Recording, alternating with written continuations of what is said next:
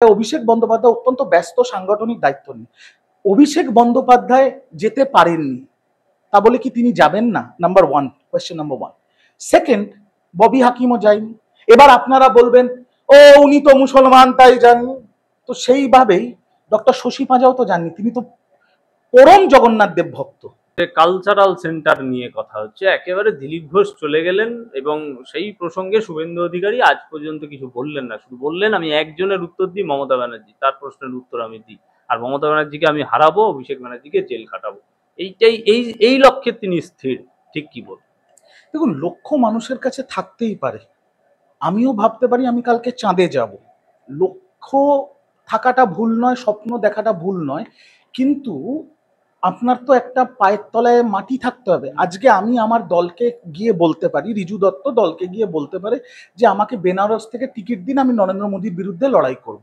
বলতে তো আপত্তি নেই, কিন্তু তার জন্য তো পায়ের তলায় মাটি থাকতে হবে। আজকে শুভেন্দু অধিকারী বাংলার বিরোধী দলনেতা হয়ে যে সব মন্তব্য করছেন সার্বজনীন মঞ্চে দাঁড়িয়ে মিডিয়ার সামনে, আমার একটা বাংলার না একটা নোংরা কথা মনে পড়ে যাচ্ছে। একটু কথাটা খারাপ, বাট কথাটা হচ্ছে ছাল নেই কুকুরের নাম তার বাঘা। মানে একটা কুকুর, তার ছাল নেই কিন্তু ডাক নাম হচ্ছে তার বাঘা, সেরকম একটা ব্যাপার।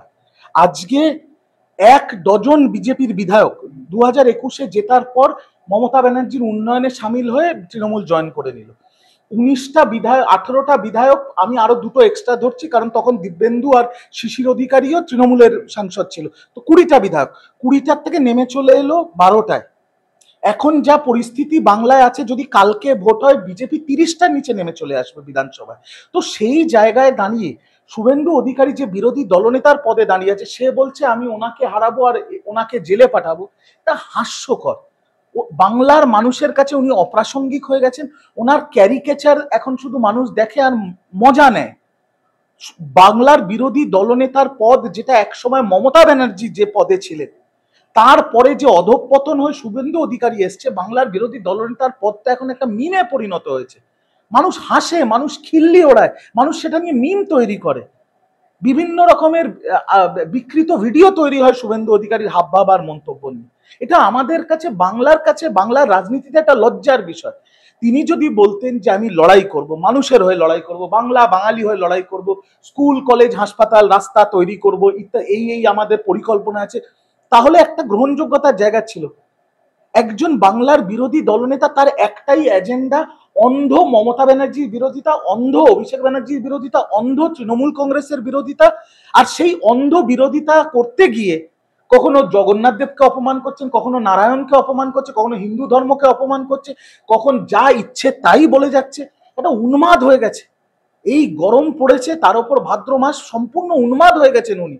যা মুখে আসছেন তাই বলছেন, মানুষ হাসছে, মানুষ খিল্লি ওড়াচ্ছে। দিলীপ ঘোষ যোগাযোগ রাখছেন, যাবেন তৃণমূল? দিলীপ ঘোষ তৃণমূলে কেন? ওয়াই? দিলীপ ঘোষ একজন হিন্দু, তিনি নারায়ণ দিদির হাত ধরে বাংলায় এসছে, জগন্নাথ ধাম তৈরি হয়েছে, তিনি সস্ত্রীক পুজো দিতে গেছেন, আর তাতে গা জ্বালা শুরু হয়ে গেছে যারা স্বঘোষিত হিন্দু আর সনাতন ধর্মের ধারক আর বাহক, যারা যে দলের সর্বোচ্চ নেতারা বলে আমরা হিন্দুদের বিধায়ক, আমরা হিন্দু সরকার গঠন করলে মুসলমান বিধায়কদের রাস্তায় ছুঁড়ে ফেলে দেবো, তাদের গাত্রদাহ হচ্ছে তাদের একজন নেতা যে ধর্মে হিন্দু সস্ত্রীক পুজো দিতে গেছেন বলে। এটাই তো প্রমাণ হয়ে যাচ্ছে যে যারা হিন্দু তারা বিজেপি করে না, আর যারা বিজেপি করে তারা জালি হিন্দু আর দাঙ্গাবাজ, প্রমাণিত।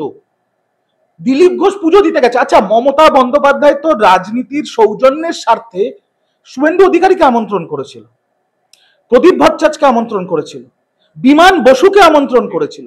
কেউ গেছে পুজো দিতে, কেউ যাননি, দিলীপ ঘোষ গেছে। এবার সেটা নিয়ে যে রাজনৈতিক তরজা শুরু হয়েছে, মানে গোয়ালঘরের যে গোঁতাগুতিটা আমি আপনার চ্যানেলেও বারংবার বলেছি, শুভেন্দু ভার্সেস সুকান্ত ভার্সেস দিলীপ, যেটা ধামাচাপা ছিল, এখন এরা প্রকাশ্যে সংবাদ মাধ্যমের সামনে নিজেদের মধ্যে গোবর ছোড়াছুড়ি করছে। সব তো সামনে চলে এসছে, ওপেন মার্কেট। এই যে জগন্নাথ মন্দিরে গেছেন, এবার যদি তৃণমূলে যান, স্বাগত জানাবেন। এই যে লাস্ট 3 দিন ধরে যা চললো টিভিতে, আপনি বিশ্বাস করুন, আমি একজন রাজনীতির ছাত্র, তৃণমূল কংগ্রেসের কর্মী হিসেবে আমি পপকর্ন নিয়ে বসে খবর দেখেছি। আমার জীবনে প্রথম, 40 বছরের জীবনে প্রথম আমি খবরের চ্যানেল পপকর্ন নিয়ে বসে দেখেছি। এত মনোরঞ্জন, এত মজা পেয়েছি। BJP versus BJP, Dilip versus Suvendu, Dilip versus Sukanta, Dilip versus Soumitra Khan, Dilip versus Arjun Singh, এরকম তো ওয়েব সিরিজও দেখা যায় না। আর রইল তৃণমূলে আসার কথা। গতকাল দিলীপ ঘোষের একটা সংবাদ মাধ্যমে তার ইন্টারভিউ দেখছিলাম আমি। তিনি বলেছেন রাজনীতিতে সবকিছুই হতে পারে, আমি তৃণমূলেও যেতে পারি, আবার ওপরেও চলে যেতে পারি। তিনিই বলেছেন, আমার কথা না, তিনি নিজে বলেছেন। তো সেই জায়গায় এটা ঠিক, রাজনীতিতে 1 ঘন্টাতে অনেক কিছু হয়ে যায়। কে কবে কোথায় আসবে সেটা তো কারোর জানা নেই, কিন্তু দিলীপ ঘোষ জগন্নাথ দর্শন করার পরে পরের দিন সকালবেলা দীঘায় যে প্রেস কনফারেন্স করেছিলেন, যেখানে তিনি নিজের পার্টির ওপর সার্জিক্যাল স্ট্রাইক করেছিলেন, সেখানে তিনি বলেছিলেন আমার শরীর কাটলে যে রক্ত বেরোবে সেটাও বিজেপি। তাহলে ধরে নেওয়া যায় তিনি বিজেপিতেই থাকবেন। বিজেপি তো একেবারে একেবারে সঙ্গ থেকে বলে দিয়েছে কোনো প্রোগ্রামে ডাকা যাবে না, কোনো রকম যোগাযোগ দিলীপ ঘোষের সঙ্গে রাখা যাবে না, দিলীপ ঘোষের বানানো কোনো প্রোগ্রামে আর যাওয়া যাবে। সে তাদের পারিবারিক ব্যাপার, সে আমাদের তো কোনো ইন্টারেস্ট নেই, তাদের পারিবারিক ব্যাপার। তারা তাদের পরিবারের লোকদের রাস্তায় ফেলে দেবে না বাড়িতে ঢেকে বসে কোলে বসিয়ে রাখবে, সেটা তাদের ব্যাপার, আমরা লিস্ট ইন্টারেস্টেড। কিন্তু হ্যাঁ, একটা কথা বলি, এই যে প্রশ্নটা উঠছে দিলীপ ঘোষ কি তৃণমূলে যাবে, আমার উত্তর হচ্ছে দিলীপ ঘোষের তৃণমূলে আসলে তৃণমূলের লাভ কোথায়? তৃণমূলে মমতা ব্যানার্জিও আছেন, অভিষেক ব্যানার্জিও আছেন, মানে মারাদোনাও আছে, মেসিও আছে। আমাদের তো দিলীপ ঘোষের দরকার নেই, আমাদের তো শিল্টন পালের দরকার নেই যে দলে মারাদোনা আর মেসি খেলে। আর লাস্ট অব্দি দিলীপ ঘোষ তৃণমূলে আসবে না আসবে না, দিলীপ ঘোষের মতো নেতা যদি কোনোদিন তৃণমূলে আসে, সেই সিদ্ধান্ত নেবে কে? একমাত্র একজন, যার নাম মমতা ব্যানার্জি। আর যদি কোনোদিন সেই দিন আসে, হাইপোথেটিক্যালি 6 মাস বাদে হোক, 1 বছর বাদে হোক, 5 বছর বাদে হোক, 10 বছর বাদে হোক, নেত্রীর সিদ্ধান্ত শিরোধার্য। দীঘা থেকে স্লোগান উঠেই গেছে, একরাশ কর্মী তিনি তারা একেবারে প্রেসটা করার পরেই তারা তৃণমূলে স্বাগতম জানিয়েছে। মানুষ তো আবেগে অনেক কিছুই বলতে পারে, সিদ্ধান্ত নেবে মমতা ব্যানার্জি। আবার বলছি, সিদ্ধান্ত নেবে মমতা ব্যানার্জি। আজকের দিনে দাঁড়িয়ে দিলীপ ঘোষের সাথে আমার মতবিরোধ আছে, আমার মত পার্থক্য আছে। তিনি তৃণমূলকে যে ভাষায় আক্রমণ করবেন সেই ভাষায় তাকে জবাব দেব আমি। আর কোনোদিন যদি মমতা ব্যানার্জির আশীর্বাদে, তিনি চাইলে হবে না, কিন্তু যদি মমতা ব্যানার্জি চান তবেই হয়তো তার তৃণমূলে আসার একটা সুযোগ হবে। কারণ বিজেপির নেতাদের আপনারাও তো দেখেছেন 2021-এর আগে চার্টার্ড ফ্লাইটে করে গেছিল, এখন অটো আর টোটোয় করে ফেরত আসছে। ক্যামাক স্ট্রিটেরও বাইরে রাস্তায় বসে আছে, একটু জায়গা দাও দাদা তোমার চরণ ধুলার তলে, এই অবস্থা বিজেপি। তো সেই জায়গায় দাঁড়িয়ে আমি আবারও বলছি, যদি অভিষেক ব্যানার্জি আর মমতা ব্যানার্জি একটু দরজাটা খুলে দেয়, বিজেপির দলটা উঠে যাবে। 30টা বিধায়ক, 6 জন সাংসদ যে কোনো সময় রেডি হয়ে আছে। মমতা ব্যানার্জি, অভিষেক ব্যানার্জি দরজাটা বন্ধ করে রেখেছে। তো ঠিক একইভাবে দিলীপ ঘোষ চাইলে হবে না। যদি মমতা বন্দ্যোপাধ্যায় চান, যদি অভিষেক বন্দ্যোপাধ্যায় চান, তবে এটা হতে পারে। আর যদি সেটা কোনোদিন হয়, তাহলে শীর্ষ নেতৃত্বের সিদ্ধান্ত শিরোধার্য। দরজা খুলে এই যে এত বড় আয়োজন, সেই দরজা খুলে অভিষেক ব্যানার্জি এলেন না দীঘায়, এর কি অন্য কোনো সমীকরণ আছে?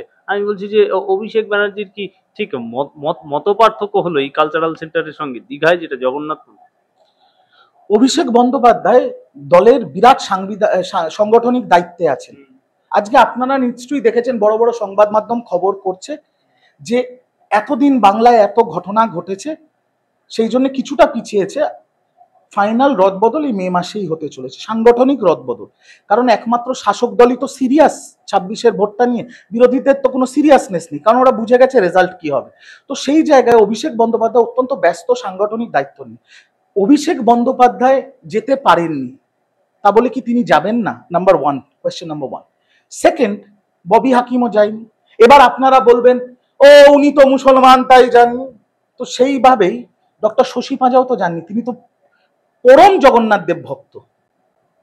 কারণ যেমন অভিষেক বন্দ্যোপাধ্যায় সাংগঠনিক দায়িত্বে ব্যস্ত ছিল, মেছুয়াপট্টিতে আগুন নিয়ে সারা রাত ববি হাকিম এবং ডক্টর শশী পাঁজা রাত্রে মেছুয়াতে বসেছিল।